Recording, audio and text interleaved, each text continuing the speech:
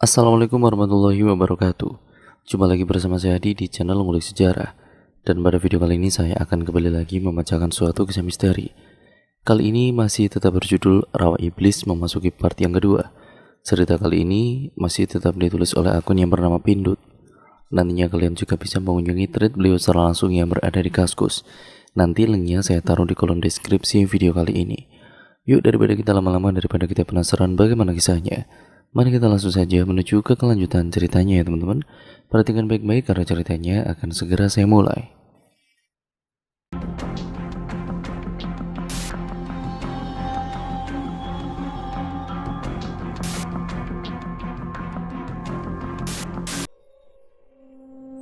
Sesamanya di rumah berlantai 2 milik Burhan, mereka sudah disambut oleh Mbok Darmi yang langsung mempersilahkan mereka untuk masuk karena Lina sudah menunggu sedari tadi. Assalamualaikum tante, sama mereka semua. Waalaikumsalam, ayo duduk. Pinta Lina kemudian ikut duduk bersama mereka. Gimana kabarnya tante? Kabarnya si Clara? Apa sudah baikan? Tanya Mawar. Lina tampak menghela nafas dan enggan berbicara, tetapi ia juga tidak bisa menyembunyikan rasa kesedihannya itu. Entah apa yang terjadi pada Clara, makin hari kondisinya makin memburuk, sahut Lina seraya murung. Kenapa bisa seperti itu tante? Tanya Afgan dengan wajah cemas. Lina menceritakan tentang kejadian 2 hari yang lalu tentang kelakuan Clara yang aneh. Afgan dan juga kedua temannya ikut terkejut. Bagaimana mungkin Clara bisa berubah drastis seperti itu? Afgan meminta izin untuk bertemu dengan Clara. Lina pun mengizinkannya. Afgan tengah membuka gagang pintu yang memang tidak terkunci itu. Saat dibuka, bau busuk mulai tercium di hidungnya. Mawar dan juga Vino ikut merasakan juga. Terlihat seorang wanita duduk di atas ranjang. Kedua tangannya diikat agar ia tidak bisa kemana-mana. Astagfirullahaladzim, seru Mawar saat melihat keadaan temannya itu. Clara menatap mereka bertiga dengan tatapan tajam. Matanya melotot dan tiba-tiba mulai meraung-raung layaknya singa. Ada apa ini? Kenapa Clara jadi bersikap seperti itu? Teriak Vino mulai bingung. Afgan mencoba mendekati Clara yang sedang merontak itu. Clara, ini aku. Apa kamu tidak mengenalku? Afgan berusaha mendekat, tetapi Clara malah ingin menendang tubuh Afgan. Beruntung pria itu bisa menghindar. Pergi kalian semua, pergi. Teriak Clara melengking membuat Lina masuk ke ruangan itu. Clara, tenanglah. Mama di sini, nak.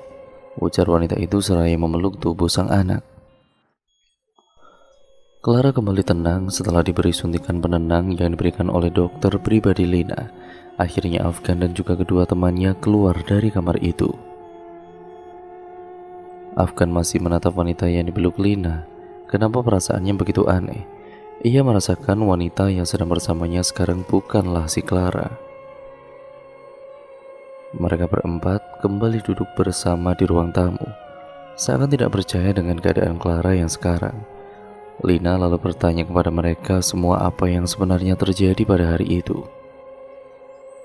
Mau tidak mau, Afgan pun kemudian menceritakannya. Lina tampak terkejut dan juga bingung bagaimana harus bersikap.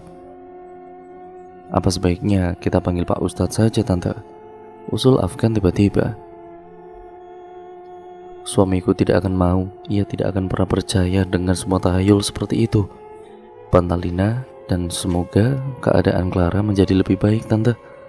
Kami semua ikut prihatin, ujar Mawar ikut menenangkan Lina yang berwajah cemas itu.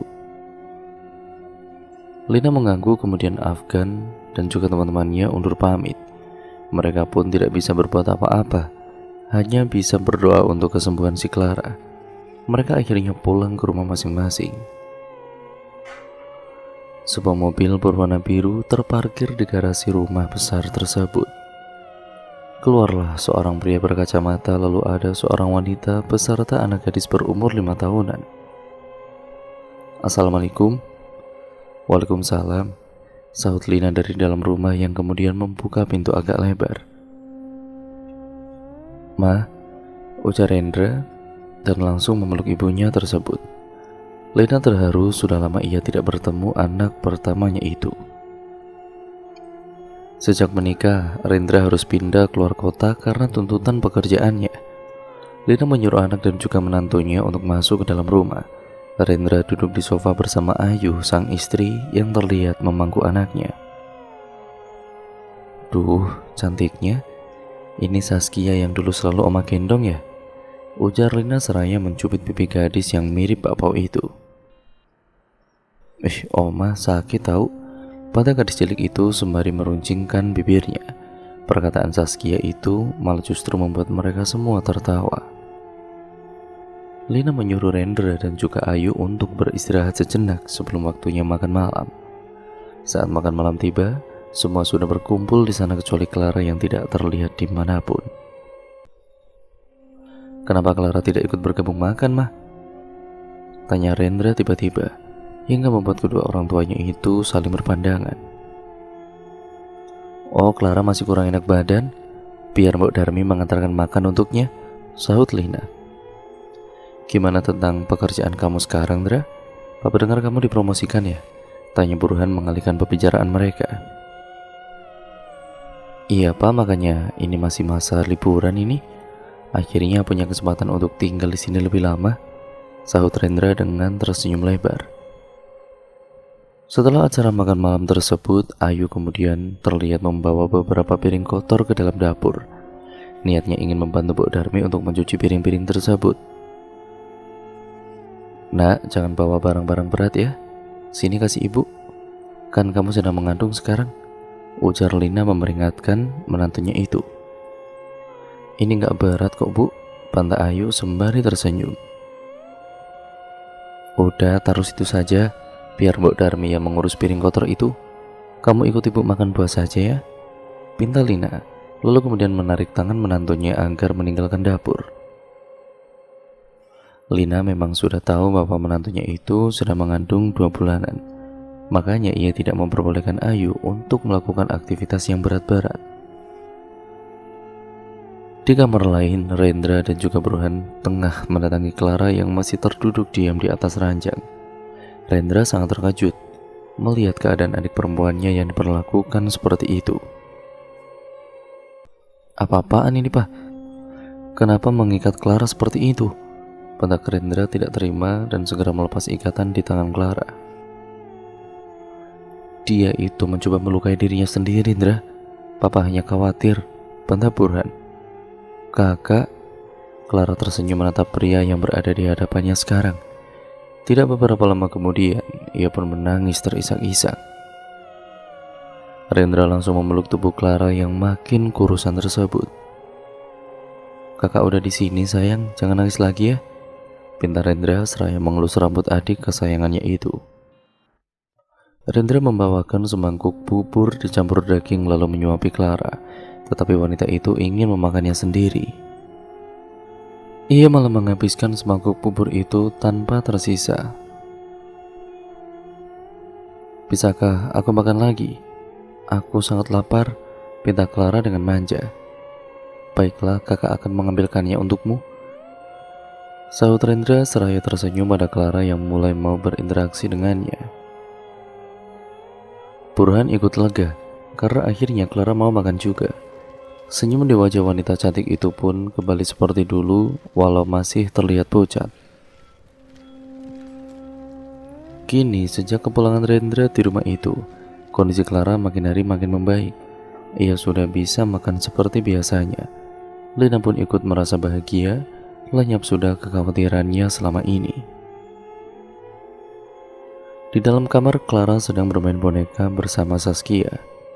Gadis cilik itu memang sedari dulu sudah akrab dengan Clara. Kakak sayang banget sama kamu. Kia mau gak dengerin semua perkataan kakak? Nanti dapat hadiah coklat loh, rayu Clara pada keponakannya yang masih sibuk menyisir rambut boneka. Mau, apapun yang kakak bilang, aku bakal turuti, sahut gadis itu dengan semangat. Ini coklat buat Kia. Jangan kasih tahu mama kamu, ntar kena marah, pinta Clara sembari menyodorkan sebatang coklat. Kia kemudian mengangguk lalu memeluk tubuh Clara dengan erat sembari mengucapkan terima kasih. Clara mengelus rambut keponakannya itu seraya tersenyum jahat, seolah-olah ada sesuatu yang sedang ia rencanakan. Ayu terbangun di tengah malam, ia merasa haus dan keluar kamar untuk mengambil segelas air di dapur. Sekelebat bayangan baru saja melintas dari ruang tamu. Ayu merasakannya, ia pun melihat sekeliling, namun tidak ada siapapun. Saat berbalik, ia terkejut karena melihat Clara sudah berdiri tepat di hadapannya, sembari membawa pisau di tangannya. "Clara, kamu mau ngapain?" tanya Ayu dengan heran. "Kamu harus mati," bentak Clara dan langsung menyergap tubuh Ayu kemudian menusuk perut wanita yang sedang hamil itu beberapa kali. "Wah, tidak," pekik Ayu dan langsung kemudian bangun dari tidurnya. "Mah, ada apa? Kenapa teriak-teriak?" tanya Rendra yang ikut bangun karena teriakan sang istri tersebut. Nafas Ayu terengah-engah. Ia melihat sekeliling, ternyata kejadian tadi hanyalah sebuah mimpi. Ia pun enggan menceritakan kepada suaminya perihal mimpi tersebut. "Mama cuma mimpi, Pak," ujar Ayu mencoba menetralkan suasana. "Syukurlah kalau cuma mimpi. Mama istirahat aja lagi, Papa sholat subuh dulu." Rendra beranjak dari tempat tidur lalu mengecup kening istrinya sebelum pergi ke kamar mandi. Hari itu Clara sudah masuk kuliah lagi. Teman-temannya senang melihat wanita cantik tersebut kembali ke kampus. Mawar melihat Clara sedang sibuk merapikan buku-buku. Ia langsung datang kemudian memeluk tubuh Clara seperti yang biasa mereka lakukan. "Clara, akhirnya kamu kembali juga. Aku senang banget," ujar Mawar sembari mengeratkan pelukannya. Clara segera menangis, tangan Mawar kemudian membentaknya. "Jangan dekat-dekat," bentaknya dan membuat beberapa siswa lain melongo. Vino yang melihat kejadian barusan segera datang dan memisahkan mereka berdua. Ra, kok main bentak gitu? Mawar itu teman kamu," cetus Vino membela Mawar. "Aku gak sudi temenan sama kalian semua," empat Clara dan pergi dari ruangan tersebut. Afgan yang masih berada di luar pintu langsung menghentikan langkah wanita tersebut. "Clara, bisa kita bicara sebentar?" Pintanya seraya memegang tangan Clara yang terasa dingin. "Nggak usah pegang-pegang. Emangnya mau bicara apa? Ikut aku." Afgan membawa Clara ke belakang kampus. Sedangkan Vino menenangkan Mawar yang terlihat sangatlah sedih. Ia tidak menyangka bahwa Clara bisa membentaknya seperti tadi. "Vin, kenapa Clara bisa berubah seperti itu? Aku merasa wanita itu bukan Clara yang ku kenal," isak Mawar dengan mata berkaca-kaca. "Sudahlah, jangan berpikiran yang tidak-tidak. Mungkin saja Clara lagi ada masalah di rumah," bantah Vino. Di sisi lain, Clara berhenti melangkah dan tidak ingin berjalan lagi. "Mau ngomong apa sih? Aku capek jalan mulu," bentaknya dan membuat Afgan ikut berhenti. "Kenapa semenjak kita pulang dari hutan itu, sifat kamu berubah drastis? Kamu seperti bukan Clara yang aku kenal," cetus Afgan dengan nada tinggi. "Apa urusannya sama kamu? Gak usah ikut campur. Kalau kamu tidak ingin celaka," ancam Clara dengan matanya yang melotot. Setelah mengeluarkan ancaman, Clara langsung pergi meninggalkan Afgan yang masih terpaku di sana. Pria itu benar-benar bingung apa yang sebenarnya terjadi pada teman wanitanya tersebut. Bahkan getaran cinta yang dulu bersemi indah di dalam dadanya berangsur memudar. Mawar duduk di atas ranjang dan meletakkan tas ranselnya. Wanita itu masih bingung dengan sikap Clara yang makin hari makin aneh saja. Selama ia mengenal Clara, belum pernah temannya itu membentak sangat keras seperti yang ia alami tadi pagi. Brak! Suara benda keras dari luar kamar membuat Mawar terkejut.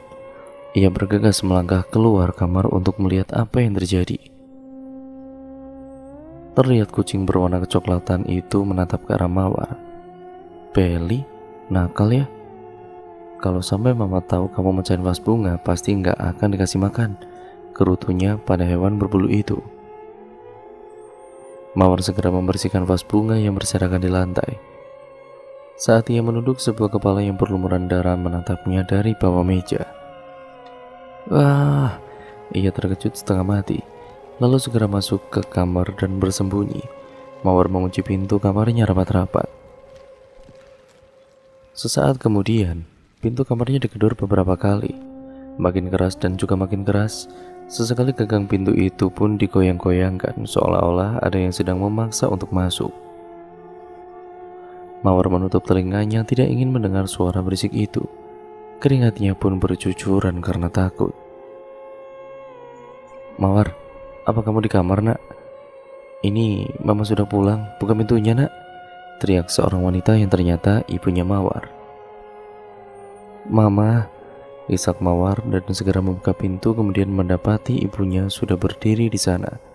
Langsung saja ia memeluk tubuh wanita tersebut sembari menangis. Loh, kenapa nangis gini? Ada apa? Wanita bernama Wulan itu bingung karena anaknya tiba-tiba menangis.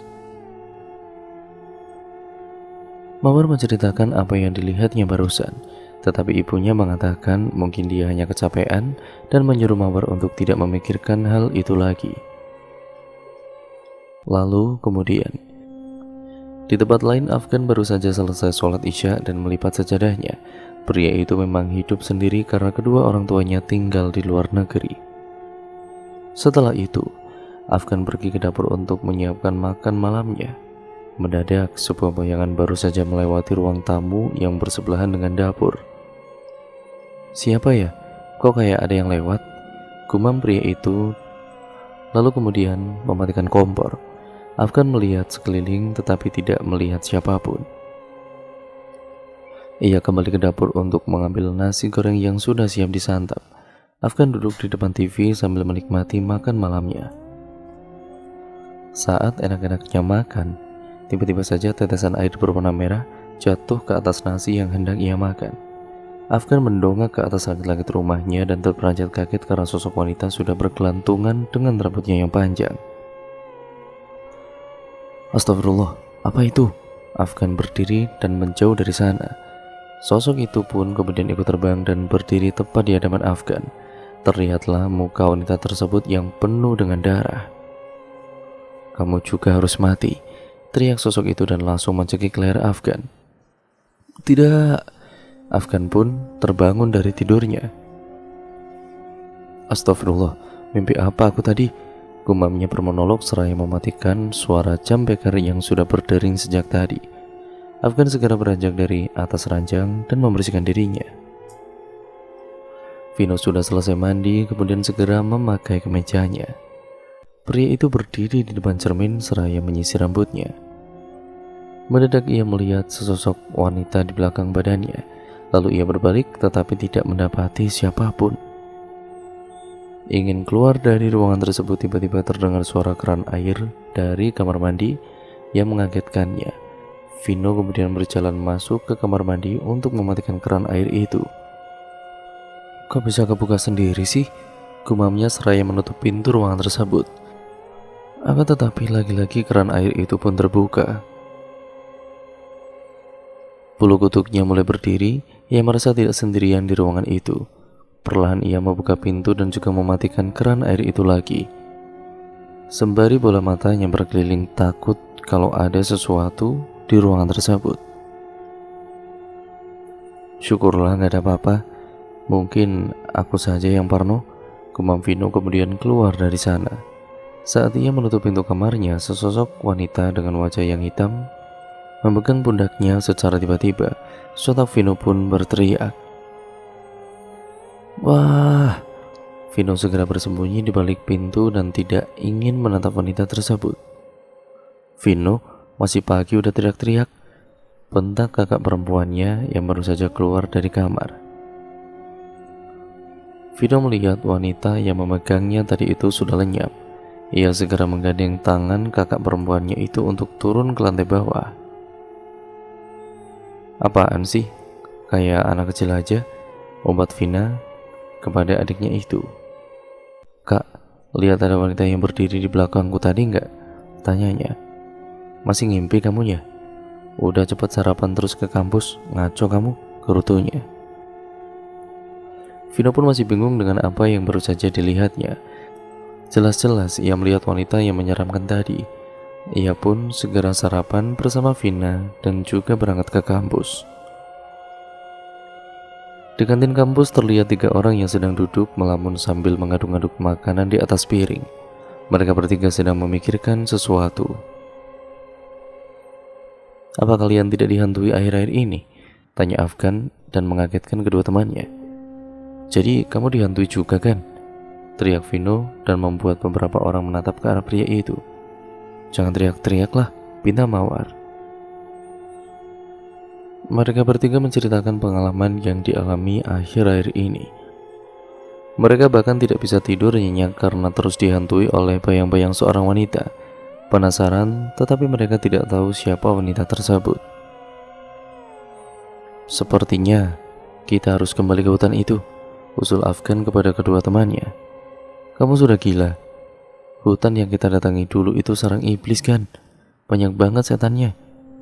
Kamu malah nyuruh kita ke sana lagi. Nyari mati ya?" tolak Vino mentah-mentah. "Sebenarnya aku juga penasaran dengan hutan itu, apalagi dengan wanita yang pernah kita temui dulu. Aku rasa ada sesuatu di sana," saut Mawar kembali berpikir. "Aku juga berpikiran seperti itu. Beberapa hari ini aku seperti terpanggil ke hutan itu lagi. Seperti ada seseorang yang membutuhkan bantuan kita di sana," timpal Afgan. "Kalian berdua itu klub banget sih. Itu tempat setan, jangan macam-macam ke sana tuh," tolak Vino tetap kekeh.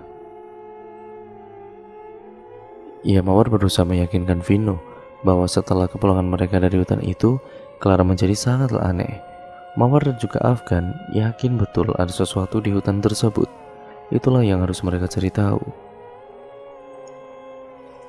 Akhirnya karena terus didesak oleh kedua temannya, mau tidak mau Vino pun harus ikut. Mereka memutuskan akhir pekan ini akan kembali ke hutan itu dan membawa beberapa perlengkapan. Mereka juga harus melawan rasa ketakutannya sendiri. Clara sedang bermain dengan Saskia di kamar. Sejak ia mulai baikan, Clara lebih dekat dengan gadis cilik itu. Bahkan, Ayu tidak punya kesempatan untuk bermain dengan anak kesayangannya tersebut. Saat makan malam tiba, terlihat Rendra sedang menyuapi Clara makan. Wanita itu begitu manja dengan kakaknya sendiri. Entah kenapa Ayu merasa risih dengan sikapnya itu. Walaupun mereka kakak beradik, tetapi tidak harus seintim itu, bukan? Bahkan Rendra begitu sayang pada Clara dan lebih banyak menghabiskan waktu bersamanya ketimbang dengan Ayu sang istrinya. Suatu hari rumah keluarga Bruhan tampak sepi karena ia dan juga Rendra sedang pergi ke perusahaan untuk melihat-lihat di sana. Lina juga pergi arisan sedari pagi, sedangkan Saskia asik bermain bersama Clara seperti biasa. Ayu tiba-tiba masuk ke kamar tersebut untuk mengantarkan buah pada mereka berdua. "Kia, mau ikut mama ke pasar nggak sayang?" tanya Ayu. "Enggak mah, aku masih mau main," tolak gadis cilik itu. Ya udah, ini jangan lupa dimakan ya," pinta Ayu, kemudian lalu dia menaruh piring buah di atas meja. Ayu segera keluar dari kamar tersebut. Saat ingin turun dari tangga, tiba-tiba sebuah tangan mendorong tubuhnya hingga berguling di tangga. "Ah!" teriak Ayu yang sudah tersungkur di lantai 1. Darah pun akhirnya keluar dari selangkangan wanita yang berbadan 2 itu. Ambulans segera datang, kemudian Ayu segera dilarikan ke rumah sakit. Semua keluarga pun sudah berkumpul di sana.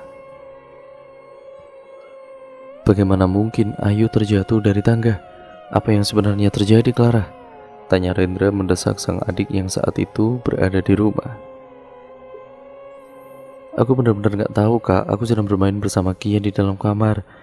Tanya saja padanya," ucap Clara yang diangguki oleh gadis cilik tersebut. Dokter akhirnya keluar dari ruangan UGD dan memberitahukan pada mereka semua. Dokter mengatakan bahwa nyawa bayi yang dikandung Ayu tidak bisa diselamatkan karena benturan keras pada perutnya mengakibatkan keguguran.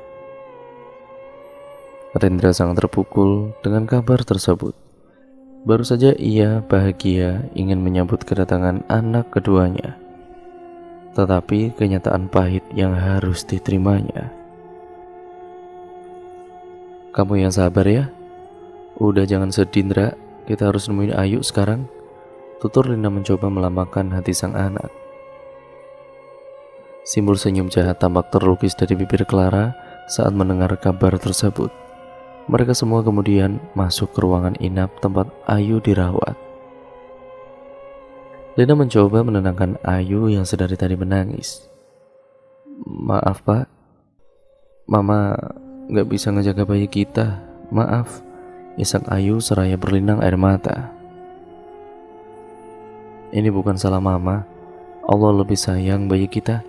Udah jangan sedih ya, sahut Rendra dan memeluk sang istri agar perasaannya sedikit membaik, meskipun ia sendiri memendam luka. Di sisi lain terlihat 3 orang baru saja keluar dari mobil. Mereka mengambil tas ransel kemudian menatap dari pinggir jalan. Ada perasaan yang bercampur aduk antara takut dan juga penasaran. Bismillahirrahmanirrahim. Ayo kita semua berdoa sebelum memasuki tempat ini, pinta Afgan pada kedua temannya.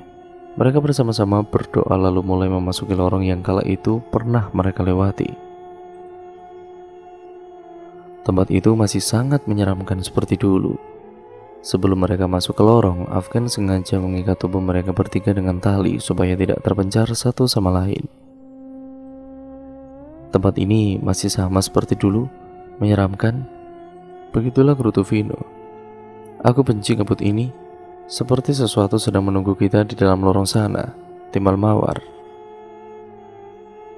Pokoknya jangan lengah ya. Kalau ada apa-apa, langsung teriak saja, perintah Afgan. Mereka bertiga mulai berjalan memasuki lorong. Sama seperti dulu, hewan-hewan kecil masih terlihat berkeliaran di sana. Bau menyengat dari bangkai hewan-hewan yang sudah mati membusuk itu menemani perjalanan mereka. Mendadak pundak Afgan dipegang oleh seseorang. Vin, kamu yang megang pundak aku ya? Teriak Afgan berusaha meyakinkan. Bukan, tanganku lagi gandeng mawar nih, sahut Vino dari kejauhan. Afgan tersentak dan berbalik. Ia melihat sesosok tubuh tidak berkepala sudah berdiri di belakangnya. Wah! Teriak pria itu dan berlari tergesa-gesa membuat kedua temannya ikut tertarik karena tali yang diikat ke tubuh mereka. Afgan tergelincir dan jatuh ke pinggir lorong yang mempunyai pintu lain dan brak! Mereka bertiga terjatuh dan berguling bersama. Oh, rintih mereka bertiga. Apa-apaan sih? Gara-gara kamu nih, kita semua jadi jatuh begini, bentak Vino seraya membantu Mawar berdiri. Iya Gan, kenapa kamu lari-lari sih? Tanya Mawar sembari membersihkan bajunya. Aku lihat setan gak berkepala, makanya aku lari, sahut Afgan yang masih mengatur nafasnya kembali. Serius kamu Gan? Tanya Vino yang mulai takut. Afgan mengangguk. Mawar melihat sekeliling dan merasa tempat itu bukan hutan yang dulu mereka singgahi. Tempat itu terlihat berbeda. Afgan dan juga Vino juga memperhatikan sekeliling. Benar saja, hutan itu bukan yang mereka datangi kala itu. Pohon yang tumbuh di sana kebanyakan pohon kelapa, malah terlihat seperti perkebunan saja. Ayo kita cek, pinta Afgan dan mulai berjalan di depan. Mereka melihat sekeliling dan menemukan beberapa tengkorak manusia yang berjajaran di sepanjang jalan. Bulu kutuk pun ikut berdiri. Gan, serem banget tempatnya. Lebih serem dari hutan kemarin. Lihat itu, banyak tengkorak manusia di sana. Gerutu Vino yang memang penakut kemudian mengeratkan pegangannya pada sikut Mawar. Ya kan mereka udah mati, nggak usah takut lah, sahut Afgan dan masih terus berjalan. Mendadak kaki Afgan berhenti. Ia terkejut melihat tanah di hadapannya membentuk beberapa gundukan secara tiba-tiba. Gundukan apa ini? Tanya Mawar yang juga melihat tanah tersebut. Belum sempat pertanyaan wanita itu terjawab, tanah yang mereka pijak mendadak bergetar. Ada gempa, pegangan-pegangan, ucap Vino mulai cemas. Mereka berpegangan satu sama lain. Lalu gundukan tanah tersebut membuat sebuah lubang. Dari lubang tanah itu bangkitlah beberapa pocong yang berwajah seram. Para pocong tersebut berdiri tegap kemudian menatap ke arah Afgan dan kedua temannya. Seakan tidak percaya dengan apa yang dilihatnya, Afgan kemudian menelan ludahnya sendiri sebelum bersiap-siap untuk melakukan sesuatu. Hanya ada satu hal di pikirannya sekarang. "Lari!" teriak Afgan memberi aba-aba pada kedua temannya. Mereka segera berlari menghindar, tetapi pocong itu pun masih saja mengejar mereka. Sampai Mawar melihat sebuah bangunan tua dan menyuruh kedua temannya untuk masuk agar bisa berlindung di tempat tersebut. "Cepat, tutup pintunya!" pinta Mawar pada Vino agar segera menutup pintu rumah tersebut. Suara benturan keras masih terdengar dari luar. Pintu itu seperti didorong oleh benda keras dari luar. "Bagaimana ini, Gan?" pekik Vino sembari menahan agar pintu tidak terbuka. Afgan sedang memutar otak, kemudian melihat lemari kecil di sana. Ia dan juga Mawar segera mengangkat lemari tersebut, kemudian meletakkannya di depan pintu untuk menahan sesuatu yang mencoba masuk. Mereka menepi, meringkuk di pinggir lemari, berharap para pocong itu pergi. Beberapa saat kemudian, tidak terdengar lagi suara gedoran pintu. Afgan melihat dari celah dinding yang berlubang di sana. Terlihat suasana sudah sepi. "Sepertinya mereka sudah tidak mengikuti kita," ujar Afgan. "Syukurlah kita istirahat di sini dulu ya," pinta Vino lalu duduk di salah satu kursi kayu yang ada di sana. "Ngomong-ngomong, tempat apa ini?" tanya Mawar dan melihat sekeliling. Mereka berada di rumah yang cukup luas, tetapi seperti tidak terawat sama sekali. Seolah-olah ditinggalkan begitu saja oleh pemiliknya, padahal furnitur di sana itu terlihat masih lengkap dan juga masih bagus. Aneh, masa rumah segede ini ditinggalin gitu aja? Nggak mungkin lah, pasti pernah terjadi sesuatu di tempat ini, selidik Vino. Sambil mengawasi sekeliling, sayup-sayup Afgan mendengar seseorang meminta tolong. Tolong, tolong. Kalian dengar suara orang minta tolong nggak? Tanya Afgan dengan tiba-tiba, membuat Vino langsung mendekat ke arahnya. "Kamu jangan bercanda deh, bikin takut aja," kata Vino mengendarkan bola matanya ke segala penjuru. "Coba diam dulu," pinta Mawar sembari mencoba mendengarkan suara yang dibilang temannya tadi. Suara meminta tolong itu terdengar lagi. Mawar dan juga Vino juga bisa mendengarnya. Tetapi Vino mengatakan pada kedua temannya untuk tidak menghiraukan hal tersebut. Bagaimana mungkin ada seseorang meminta tolong di tempat seseram itu? Namun Afgan berpikiran lain. Ia yakin itu adalah suara seseorang meminta bantuan. "Ya sudah, kamu di sini saja, biar aku sama Mawar nyari suara itu," cetus Afgan kemudian bersiap-siap untuk melangkah. Tunggu, main tinggal aja, aku ikut," kalau Vino lalu menyusul kedua temannya. Akhirnya mereka bertiga berjalan mengelilingi bangunan yang cukup besar itu. Satu persatu ruangan yang ada di sana dibuka oleh mereka. Namun kosong, tidak terlihat ada seseorang di sana. Mereka kembali mencari arah suara yang terus terdengar merintih, hingga sampailah mereka di depan satu pintu ruangan yang tertutup. Perlahan-lahan Afgan membuka gagang pintu tersebut. Terlihatlah sesosok wanita yang tergeletak tidak jauh dari puing-puing reruntuhan tembok. "Astagfirullah, Clara!" teriak Afgan yang langsung mengenali wanita tersebut adalah temannya. "Kenapa kamu bisa seperti ini, Clara?" Isak Mawar kemudian langsung memeluk teman baiknya itu. Afgan membopong Clara, meletakkan tubuhnya di atas meja yang sudah tidak terpakai. Mawar ikut memberikan Clara minum dan beberapa makanan, dan tampaknya Clara begitu kelaparan karena beberapa hari tidak makan apapun. Terlihat beberapa luka juga pada tubuhnya. Afgan dengan setia mengobati Clara hingga lukanya mulai membaik. Kalau Clara ada di sini, lalu yang di rumahnya dia itu siapa? Celetuk Vino tiba-tiba hingga membuat semua temannya tersentak. "Maksud kalian apa? Clara bertanya padanya hingga menghentikan makan. Aku juga nggak tahu, tapi yang jelas wanita yang ada di hutan saat itu pasti ada kaitannya dengan semua ini. Jelas Afgan. Mawar membantu Clara membersihkan badan menggunakan sapu tangan dan air.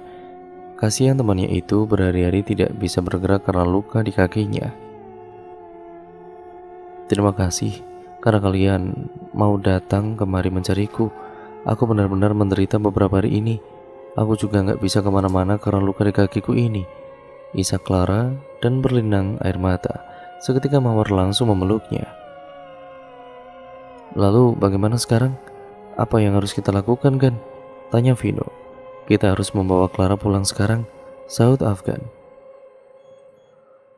Di luar sudah gelap sekali. Kita tidak bisa keluar sekarang. Sebaiknya kita bermalam di sini dulu, usul Mawar. Yakin kamu, War? Gak takut apa? Tanya Vino. Kita berempat, Vin, pasti lebih aman lah daripada ngelawan setan. Ayo loh, bantah Mawar. Akhirnya Vino pun mengalah dan memilih tidur di rumah itu. Mereka kemudian mengeluarkan selimut tidur dari tas yang sudah dipersiapkan sebelumnya. Karena hanya ada 3 selimut, maka Afgan memberikannya pada Clara. Wanita itu sepertinya sangatlah kelelahan. Tidur, Lara, aku akan menjagamu, ujar Afgan sembari membaringkan tubuh Clara di atas selimut yang hangat. Terus kamu gimana, Kan? Aku sudah biasa terjaga, ujar Afgan seraya memulai rambut wanita yang disukainya itu. Clara tersenyum dan mengangguk. Ia segera berbaring dan juga beristirahat di situ.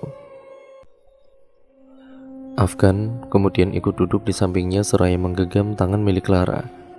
Mungkin karena kelelahan akhirnya mereka berempat pun tertidur dengan pulasnya. Di tempat lain, Clara dan juga semua keluarganya sudah membawa Ayu pulang ke rumah. Ayu masih bersedih karena kehilangan buah hatinya.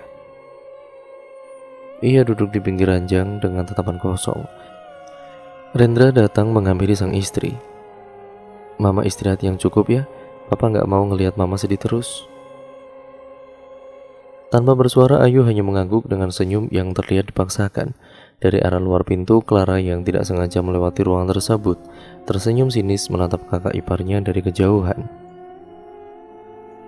Di malam hari, saat Ayu tertidur, ia merasakan di bagian perutnya seperti diaduk-aduk hingga rasa nyeri menjalar ke seluruh tubuhnya. Ayu membuka mata dan kemudian menyalakan lampu kecil di samping ranjang. Begitu terkejutnya dia melihat sesosok bayi berbadan merah dengan usus yang menjuntai sedang bermain-main di atas perutnya. Wah, teriaknya dan membangunkan Rendra. Mah, ada apa, Mah? Tanya Rendra ikut bingung.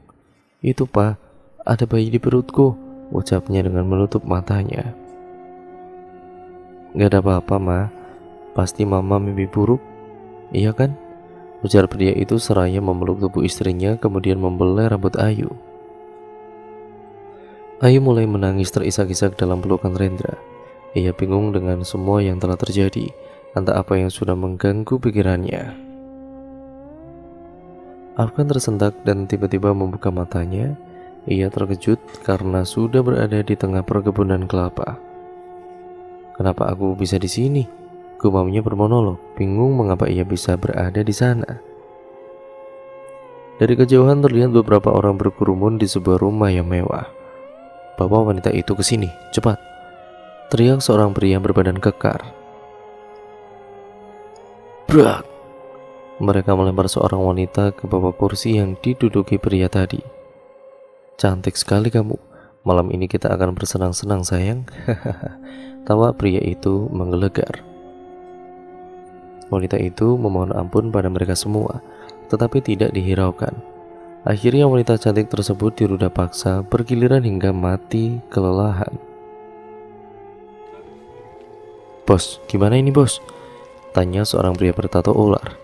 Bego kamu, kenapa bisa mati? Kubur mayatnya, cepat!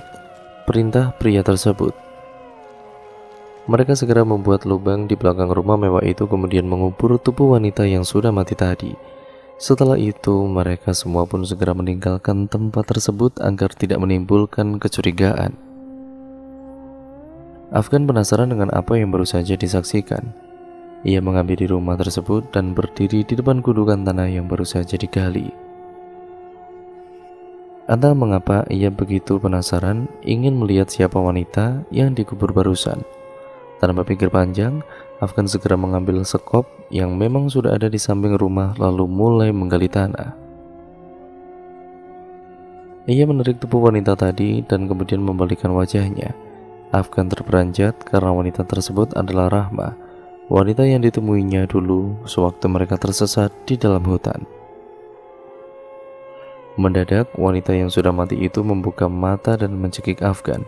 Ia mengeluarkan taring dan sudah siap untuk menggigit pria tersebut.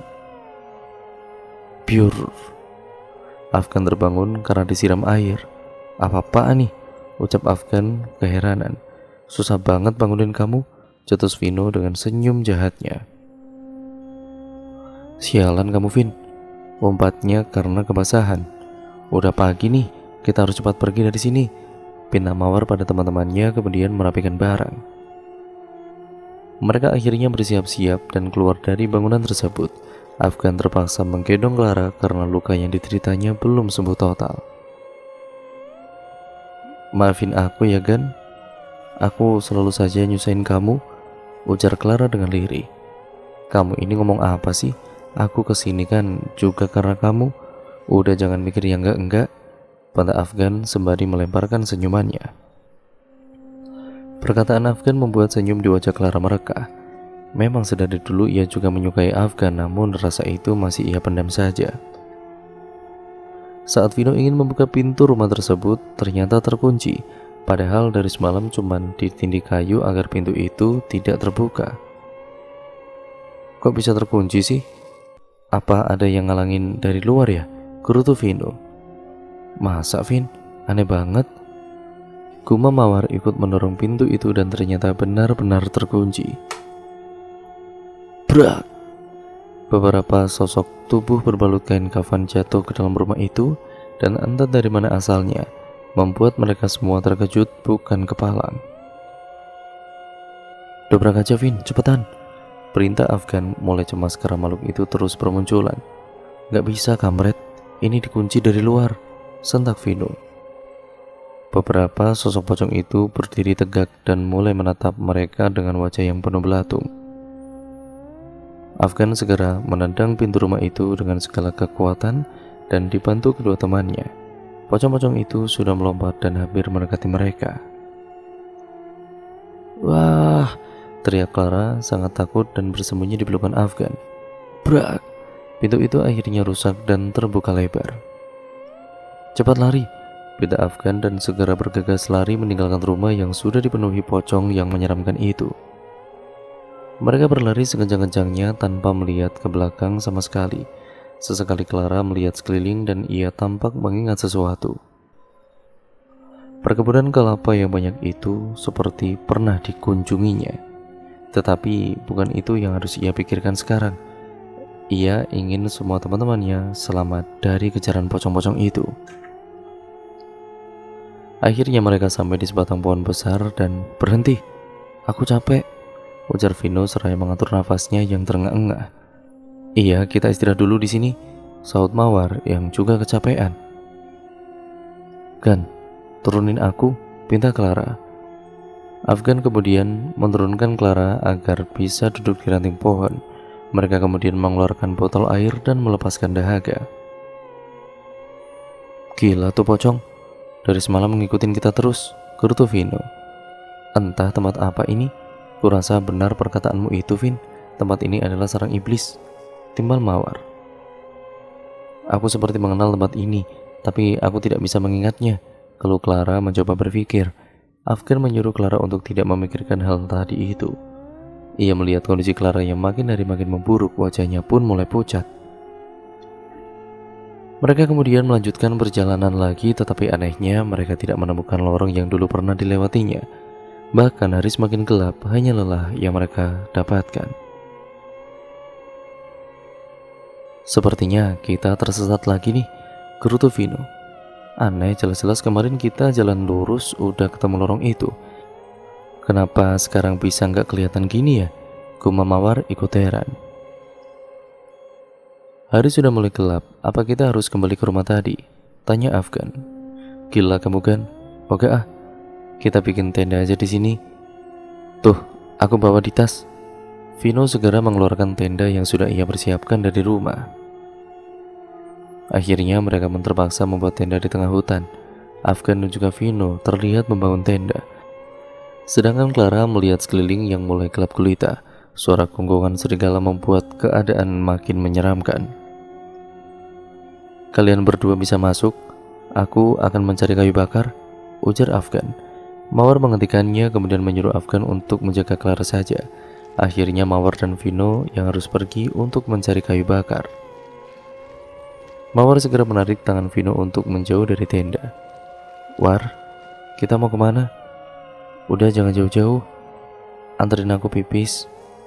Baru nanti aku temenin cari kayu bakar, ujar Mawar. Mawar segera pergi berjalan melewati semak-semak kemudian berjongkok sembari menunggu Vino mengambil beberapa ranting yang ia temukan. Au! Suara serigala cumiakan telinganya. Bahkan angin malam itu pun ikut menerpa tubuh Vino yang tidak memakai jaket. Bulu kutupnya ikut berdiri. Duh, serem banget nih hutan. Mawar, udah belum? Lama banget sih, teriak Vino dari kejauhan. Tidak ada sautan, ia melanjutkan mencari kayu bakar lagi. Vino melihat ada sebuah pohon yang sangat besar. Ia kemudian memandangi pohon itu. Di bawahnya banyak ranting kayu yang tergeletak. Tetapi saat ia mulai mendekati, terlihat sosok wanita yang berbaju putih sedang bergelantungan di ranting pohon tersebut. Hihihihi. Tawa wanita itu menggelegar seraya mengayunkan kakinya yang panjang. Alamak, setan! Ada setan di mana-mana! Gerutu Vino kemudian berbalik. Baru saja ia berbalik dan sudah dihadang oleh makhluk hitam berbadan besar. Matanya berwarna hijau dan giginya bertaring sampai keluar mulut. Wah! Makhluk itu mengaung lalu mengejar Vino yang masih berlari menghindar. Vino berlari tergesa-gesa hingga menabrak Mawar, sehingga membuat mereka berdua ini bergulingan di tanah. Dan cerita pun akhirnya bersambung lagi ke part yang selanjutnya ya teman-teman. Terima kasih untuk kalian semua yang sudah menyimak video kali ini dan cerita kali ini. Nah, untuk kalian yang penasaran bagaimana kelanjutan ceritanya, kalian tetap stay tune terus di channel ini. Jangan lupa like, komen, dan share, serta subscribe. Dan jangan lupa pula untuk tetap terus support channel ini ya teman-teman. Terima kasih atas support kalian selama ini. Kurang lebihnya mohon maaf, video ini saya akhiri. Nah, sampai berjumpa di video terbaru selanjutnya dan kelanjutan dari cerita ini. Wassalamualaikum warahmatullahi wabarakatuh.